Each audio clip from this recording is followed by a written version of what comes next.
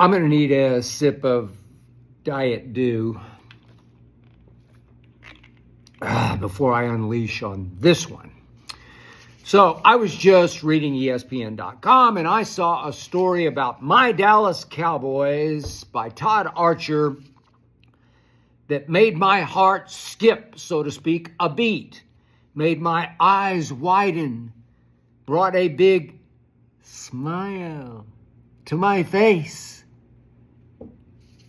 for a moment. The story said that Dak Prescott has restructured his deal. The first paragraph makes it clear that Dak's restructure just saved my Dallas Cowboys $36.6 million against the salary cap.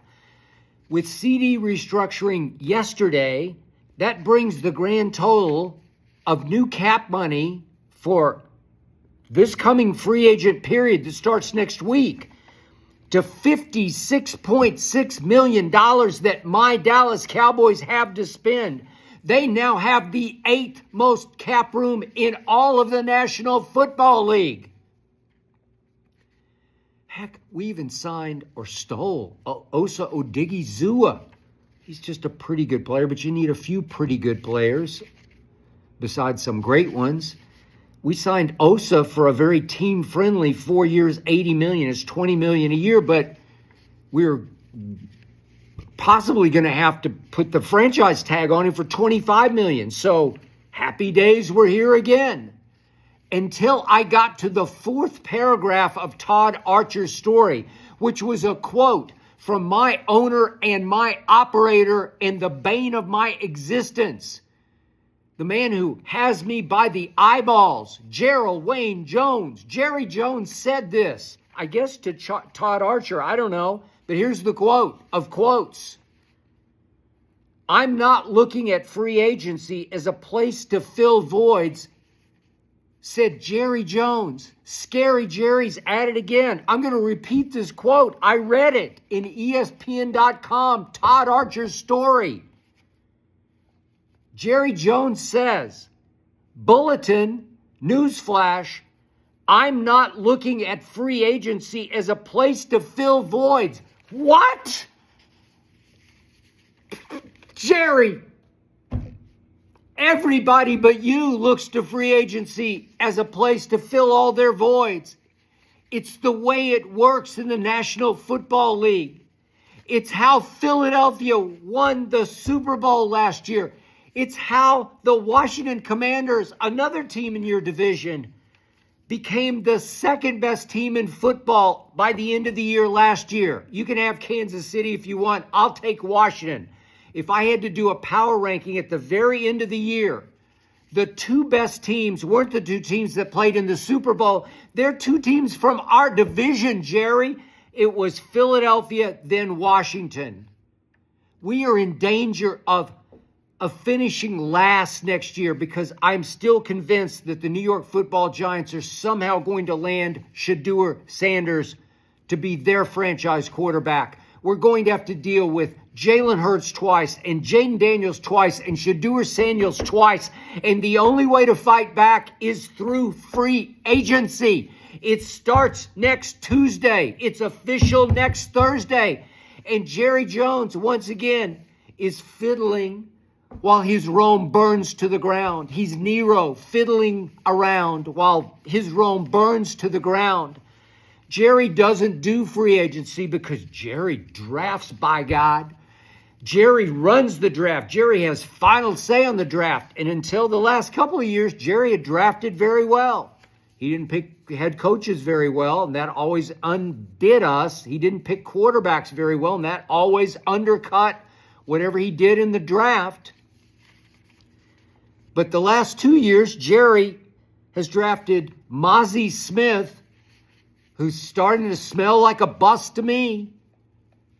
And then last year, Tyler Guyton, I warned him on draft night. I know Tyler Guyton from the years he played at the University of Oklahoma. Project at best. Looked kind of busty. Had that kind of busty smell and odor to him last year. Jerry. Back-to-back swings and misses, I fear, in the first round, while Philadelphia goes out and gets two starting corners who will make the Pro Bowl in the first round in a little bit more, just top of the second round. They got Quinyon Mitchell and they got Cooper DeJean, and that allowed them to flat out cut Big Play Slay. Cut him, a 6-time Pro Bowler, early 30s. They just said, nope, out. Because Cooper DeJean will segue right into the starting, whichever left or right corner it is. And they've got 3 or 4 corners. They'll probably draft one as their nickel corner. They'll be just fine because it gave them the cap flexibility to extend Saquon, who last year was their big free agent prize signee. And another prize signee that I did not see coming, because I'm not sure they did in free agency last year, was Zach Bond. And they just kept him 3 years for $51 million, $34 million guaranteed. And he's worth every last penny of that, because he was the steal of the century on defense in free agency last year. Howie Roseman went out, Jerry, in free agency and got C.J. Gardner-Johnson to come back to Philly.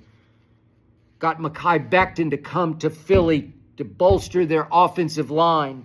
Got Oren Burks as another linebacker out of Vanderbilt University, my school.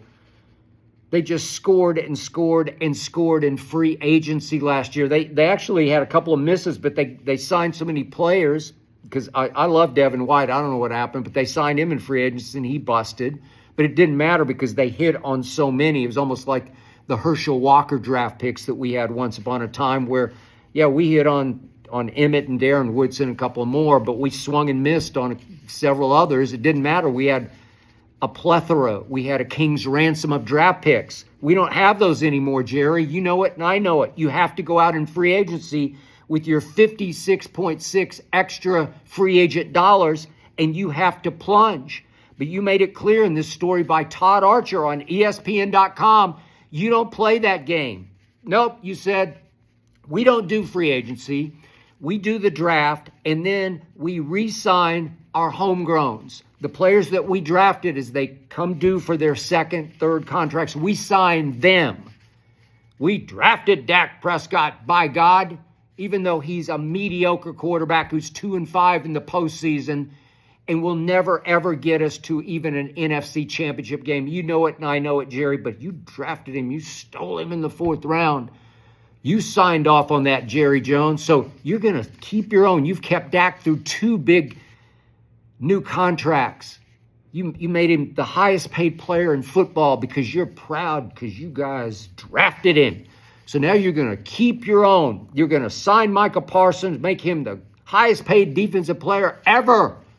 That won't happen until you make him hold out and miss training camp. He'll be back for game 1. Then he'll struggle through the first month of the season because he's not in shape. He's not in rhythm. He's not in sync. But he got his money. He got paid. And you're going to keep your homegrowns. You're going to keep Jordan Lewis. I like Jordan Lewis. He won't cost too much. He's a $2 or $3 million player. But he was a 3rd-round pick in 2017. Osa was obviously a 3rd-round pick in 2021. Homegrown. DeMarcus Lawrence. I don't even know. He's on his last legs, but he's one of yours. He's a former 2nd-round pick out of Boise. Cost you $12 million maybe next year, $12, $14 million. You're going to keep him. You're going to keep one of your quarterbacks, probably your homegrown, Cooper Rush, even though you didn't really draft him, but you did sign him and you did grow him. I assume Cooper Rush is going to come in $5, $6, $7 million on the open market. I do still like Trey Lance. I don't know if you're able to keep him. He's going to get some money out there on the open market somewhere from somebody. But Eric Kendricks, you feel like that was your only free agent that you signed last year for like $2 million, bargain basement. And he had a pretty good year. So you'll probably say, well, we knew last year he could really play. And so we're going to sign him. We're going to re-sign old Eric. What's his name? Eric Kendrick? No, Kendricks. Oh, that kid. Yeah, we're going to sign him for $7, $8 million. Brandon Cook's not a homegrown, but again, you've had success. Dak likes him. He's a leader in your locker room for what that's worth, because I don't think you have any rudder or leader in the locker room. He's going to be 32 in September. He'll cost you $5 million. And then Rico Dowdle, you didn't draft him, but you grew him. You raised him. You still need 2 running backs. I assume you're going to draft one. I think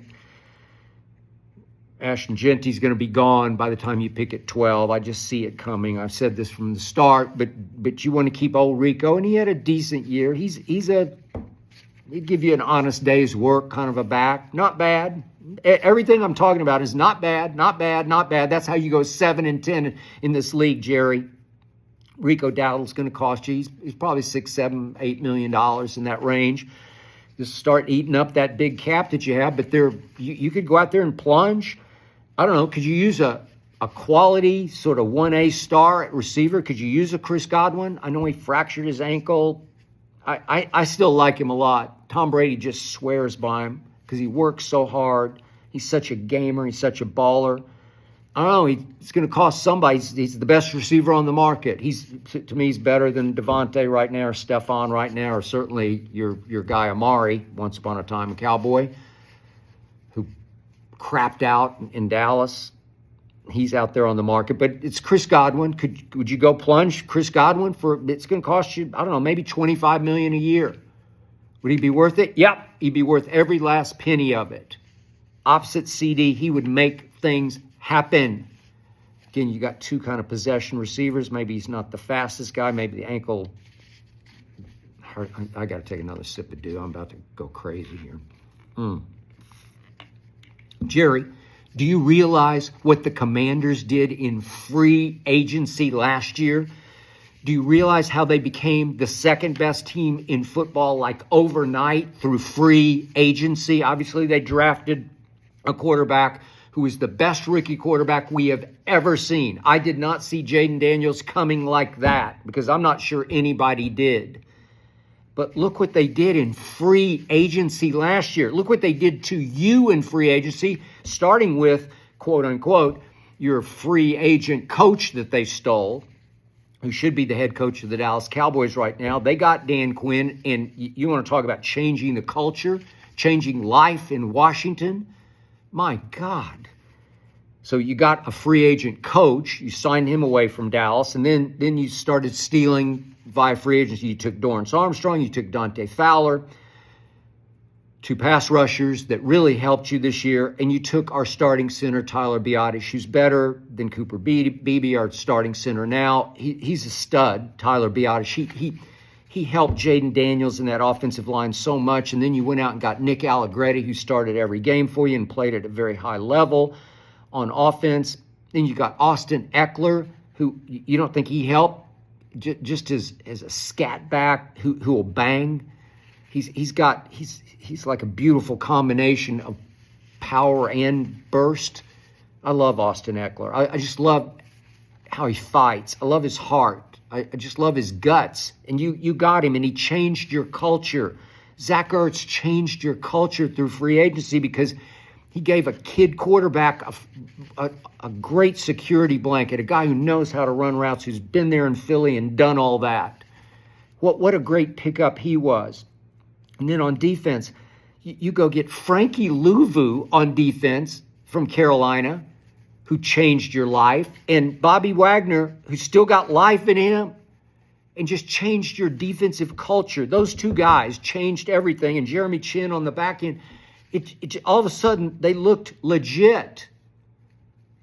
My God, and that kid out of Michigan that you drafted at corner, every time I look up, he's just making a play because he made plays for Michigan. Every time I turn on a Michigan game, little Mikey Sainers, he makes another play and another play. It's just a great draft pick. That defense, by the end of the year, Cleveland Ferrell, he wasn't sensational, but he had a pretty good year for you.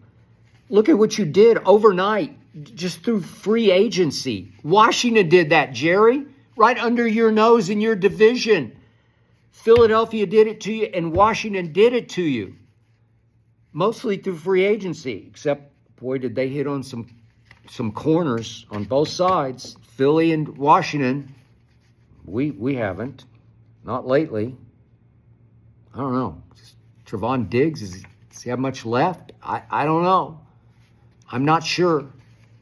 I'm looking at this, Jerry, and you've dug in again. I'm not looking at free agency as a place to fill voids. What are you talking about?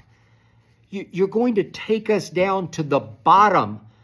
You've turned into, I love you, man, but you've turned into this stubborn old coot of an owner. on foolish pride has dug in and said, "I'd draft," because it's your claim to fame. It's your personal signature, because it's the one thing you can control. It's easy to spend money, but you better spend it on the right players. But you just want to go out and draft because that's been your claim. That's been, and you drafted. You had about a 10-year stretch there until 2 years ago when you drafted very well. But you're signing off, certainly on the top couple 3 rounds. You're signing off. You have veto power. I don't think you know anything about what's going on until the night of the draft, and you're being whispered into this ear and that ear till you say, "Well, let's take him." But I think you signed off on CeeDee Lamb, and that was a great pick. I pushed for it before the draft, and I stood up and gave you a standing ovation during the draft that night. But Jerry, you can only draft so much, and at some point, it's like the great Gil Brandt. He made Tom Landry, then he broke Tom Landry through the draft because Tom didn't have any interest in trying to contribute to the draft. He let Gil do everything, and through the 60s and 70s, Gil just out-hustled, outworked everybody. Too many teams were, the 60s and 70s, were drafting out of Street and Smith. And Gil was way ahead of the market on all the draft picks until they caught up in the 80s. And then Gil tried to reach farther and farther. You've turned into Gil Brandt, Jerry, because Gil kept reaching farther and farther. Start looking at those draft picks in the 80s, the Howard Richards. What was the kid, Hill? Out of Kentucky, Eastern Kentucky, wherever. Rod Hill. I once wrote a column about him. How the other DBs just didn't have much respect for him. He was a swing and a miss. There were just too many busts in there. Billy Cannon Jr. It was just like Gil's reaching and reaching to sort of polish his genius. Watch this. I got another diamond in the rough. I know one laying in the weeds out there, over there in Kentucky, somewhere in Western Kentucky, Rod Hill. Nope. And Tom Landry rose and his Rome fell. And that's what's happened to you, Jerry. So now you're the draft master and you're reaching farther and farther for this and that. And Jerry, you can't win this way. If you ignore free agency, it will bite you in the butt. Those who don't study free agent history are doomed to repeat free agent history, and that is you. And Jerry, we in Cowboy Nation are stuck with you, and I'm smelling another 7 and 10, and it just makes me sick at my stomach.